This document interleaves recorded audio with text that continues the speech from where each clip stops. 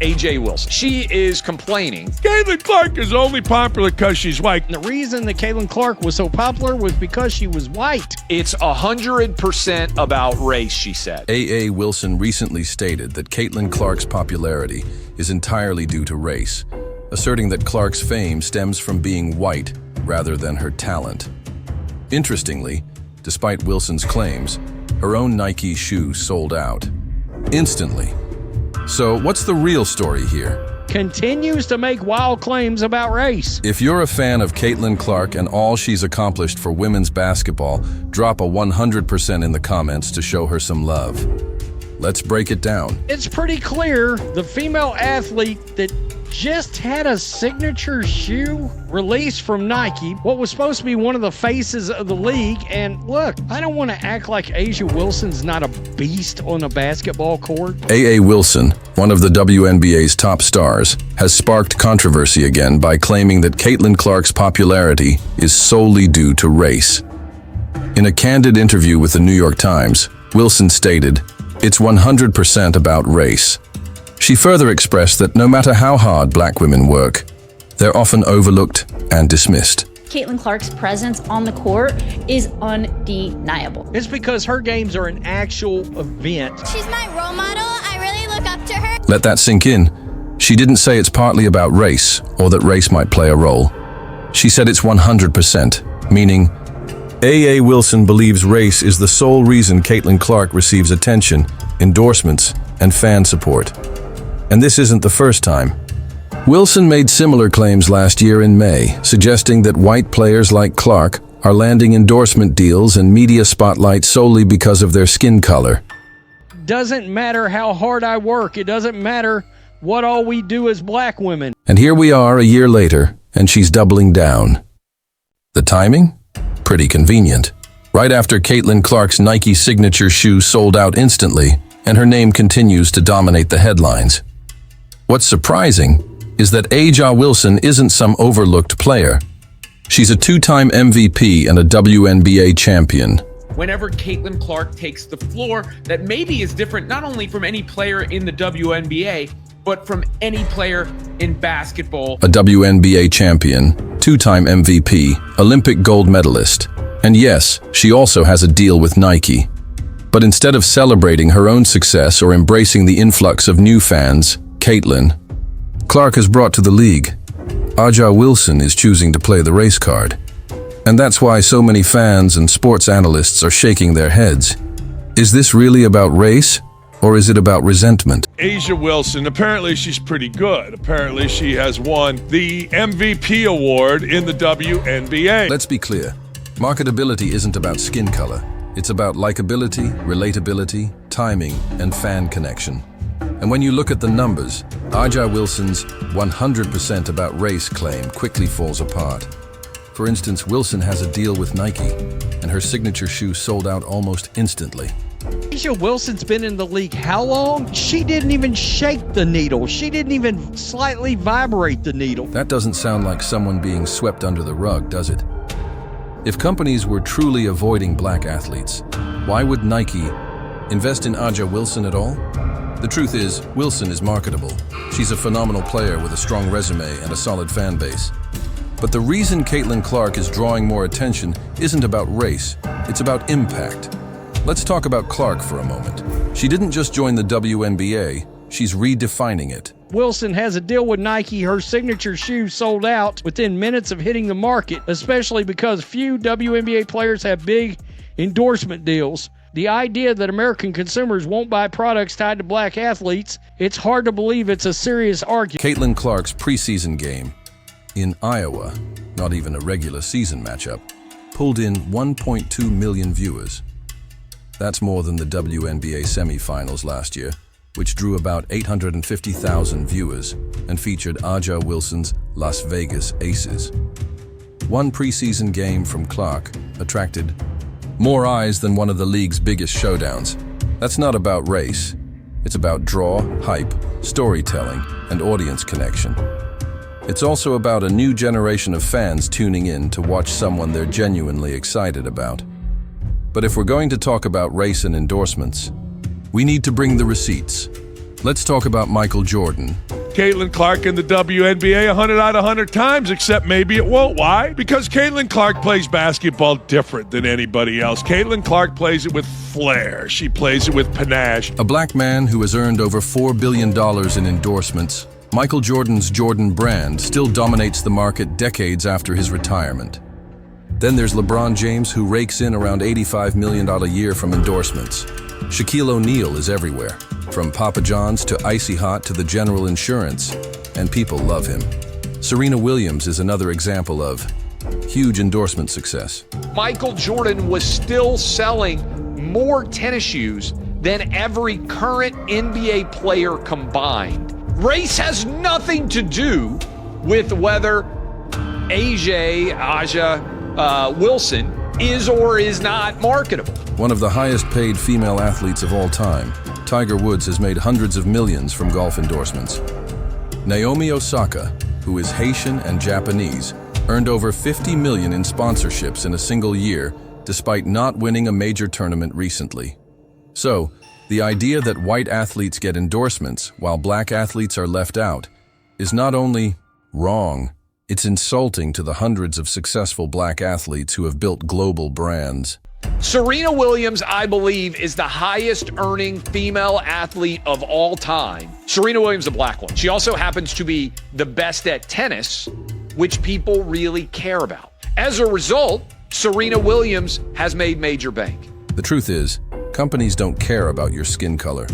They care if you can sell products, grab attention, and connect with fans.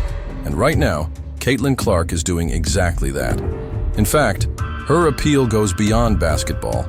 She's relatable, passionate, and exciting to watch. She hits logo threes and plays with fire. Serena Williams, a black woman. Is Naomi Osaka also a black woman? They make more money than any women's athletes in the world. She's become a cultural phenomenon, not because she's white, but because she truly has it. Aja Wilson may be dominant on the court, but star power goes beyond stats when you step off the hardwood. It's about energy, storylines, and how fans connect with you. And here's the uncomfortable truth for some players in the WNBA. Caitlin Clark has more fans. That's not racism, that's reality. Caitlin Clark that plays different. She plays like Steph Curry. She plays like Pistol Pete Maravich. She draws comparisons to the all-time greats. The backlash to Aja Wilson's comments was immediate and intense.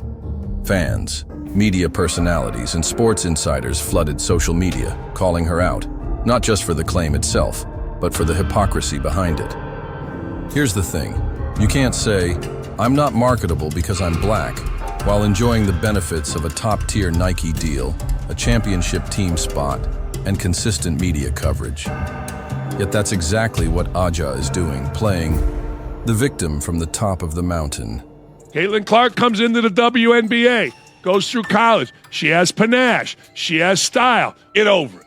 Get over yourself. Enjoy the ride, because make no mistake, it's Caitlin Clark's WNBA world, and Asia, baby, you're just a hanger-on to it. Let's not forget, Aja Wilson is one of the faces of the league. She's featured on magazine covers, Nike ads, and across WNBA promotional materials. She plays for the Las Vegas Aces, the most dominant team in recent years. She's a two-time MVP and a champion. If she were truly being ignored because of her race, we wouldn't know her name, but we do, and we know it well. This is where the real frustration sets in for fans. Instead of embracing the spotlight and welcoming the attention Caitlin Clark is bringing to the entire league, Wilson seems more focused on dividing the conversation. She's not just questioning the system, she's attacking the very player who's pulled the WNBA out of decades of low ratings and into mainstream sports headlines. Before Clark, the WNBA was a niche product. After Clark, arenas sell out and viewership breaks records. She might be right. By making statements like this about racism, she destroys her marketability and appeal. Her innate racism and demand for victimhood are the cause of her downfall. Absolutely. And a flood of new fans. That's not opinion, it's data. But instead of celebrating this wave, some players, not just Aja Wilson, but others like Didi Carrington, seem obsessed with tearing Caitlin Clark down. Why? Because they don't like how she looks, because she's white, because she's the new fan favorite. The irony is glaring. The same players who accuse others of racial bias are now doing exactly that, targeting Clark because she's white and successful. It's reverse discrimination disguised as social justice, and fans are catching on fast. This controversy has also sparked a crisis of identity within the WNBA. What should be a celebration of growth, competition, and empowerment has instead become a battleground of resentment, victimhood, and political messaging. Let's be honest, the WNBA has long struggled with viewership and cultural relevance. Now, they finally have a generational talent who can change that. That is a sold-out arena. 14,998 people, that's all it could hold. They all showed up in Caitlin Clark's college arena. A lot of this is flat about likability and people wanting to support their team. 850,000 views. All right. It was not the last preseason game, but the one in Iowa against the Brazil national team. Caitlin Clark got 1.2 million views on that game, a preseason game. Someone who brings millions of eyes to every game, and instead of rallying around her, the league's veterans are tearing her down. And here's where it really backfires. Fans and casual viewers, those just starting to get into women's basketball, are now seeing headlines filled with race-based drama, post-game conflicts, and players acting more like activists than athletes. The result? A fractured image. Instead of being seen as a rising sport with exciting young talent, the WNBA is becoming known as a league consumed by infighting, bitterness, and identity politics. That's not a good look. Think about this. What's more damaging to the league? Caitlin Clark becoming wildly popular and bringing in millions of new fans, or constant drama pushing those fans away? If Caitlin Clark gets hurt, this league's right back to 450,000 view ratings. Just that quick. I mean, the players do not understand there is a disconnect between this kind of rhetoric and this league losing money all these years. And it's also why Caitlin Clark gets so much hate, because they're watching a rise in popularity surrounding her, but they don't like the way she looks. Or other players repeatedly criticizing her in the press and claiming it's all about race. It's a no-brainer.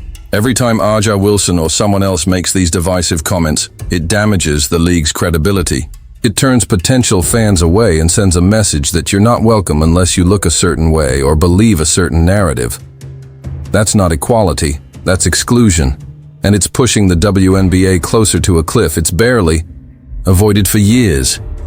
The truth is, players like A'ja Wilson have every opportunity to be stars. Embracing the person who has made people care more about women's basketball than anyone in the last generation, Caitlin Clark. Caitlin Clark is the all-time leading scorer in women's college basketball, and unlike most of these clowns in the WNBA, has handled herself with grace and class. Many already are. But star power isn't just earned with points and rebounds. It's earned through attitude, humility, and connection. Caitlin Clark gets it. She signs autographs until her hands hurt, engages with fans, and plays with passion and emotion on the court. That's what people love. That's what sells jerseys and fills stadiums. And that's what her critics don't seem to understand. Instead of saying thank you to Caitlin Clark for growing their league, Interview 20, they're saying, how dare you? And fans are watching it all unfold. So here's the bigger question. What kind of league does the WNBA want to be? Right now, it's at a crossroads. It can either embrace growth, unity, and a new wave of fans, or sink deeper into resentment, jealousy, and division. You've made a lot of money playing basketball. You've gotten fame playing basketball in a league where there is no money, if you had to sustain yourself. In a league where there is no fame, if you just went by all things. Players like Caitlin Clark are not the enemy. They're the spark the league has been hoping for all these years. People used to say nobody watched the WNBA, but now millions are tuning in. And somehow that's seen as a problem. If A'ja Wilson and others keep framing everything through the lens of race, It will only divide the fan base further. Instead of focusing on competition, we're talking about color. Instead of growing the sport together, we're watching it get torn apart from within. At the center of it all is a false idea that a white athlete's popularity means taking something away from black athletes. That mindset is toxic and wrong, because success isn't a pie. One person getting more doesn't mean someone else gets less. She broke her own damn record, hitting 36-foot-long three-pointers. She looked it sensational. This team looked it great. And I'm telling you right now, they just put the entire... I didn't plan to shoot that logo three. I know coming into the game, everybody wanted me to shoot one from there. But Steph was like, was supposed to come out at the end of the third, so she's like, give a foul, give a foul, give a foul. And then it was 30 seconds on the clock, which like between 30 to 33, that's like your 2-for-1 range where you have to get one up. So I saw 30 as we're inbounding the ball, which probably is inbounding the ball at 30, probably a little low. But I was like, why not? Caitlin Clark's rise doesn't erase Aja Wilson's greatness. It amplifies it, if only they let it. If the league embraces this moment instead of attacking it, the WNBA could finally become what it's always aspired to be. Mainstream, respected, and watched by millions. But to get there, they have to stop blaming, stop dividing, and start uniting behind what truly matters, the game. Now it's up to the players, the league, and the fans. Do we want this league to rise together? Race doesn't play into this. Even sexual preference, I don't think plays into this. Likability absolutely plays into this. A'ja Wilson's largely unlikable. Or will it tear itself apart over jealousy and identity politics? The truth is simple. Caitlin Clark is changing the WNBA, and that's a good thing. But instead of being welcomed for bringing millions of new fans to the league, she's being targeted, disrespected, and blamed. There's only one team and one player in the league that draws all the ratings because regular sports fans are very aware of the identity politics that has come out of the mouth of these players over the years. Being white, that's not progress, that's petty. Aja Wilson is a phenomenal athlete, and no one is denying that. But when you make race, the reason someone else is more popular, you're not fighting for fairness, you're fueling division. If that mindset continues, the WNBA risks losing everything it's worked so hard to build. So now, we turn it over to you, the fans. The media was trying to create a circus out of racial things, out of trying to make hatred come up, and Caitlin wouldn't let it happen. If you believe in fairness, if you support Caitlin Clark and the future of women's basketball, drop a 100% in the comments right now. Let's show these players that fans care about talent, not color, about unity, not division. Don't forget to like this video, subscribe for more, and hit the bell so you never miss a breakdown of the stories they don't want you to talk about.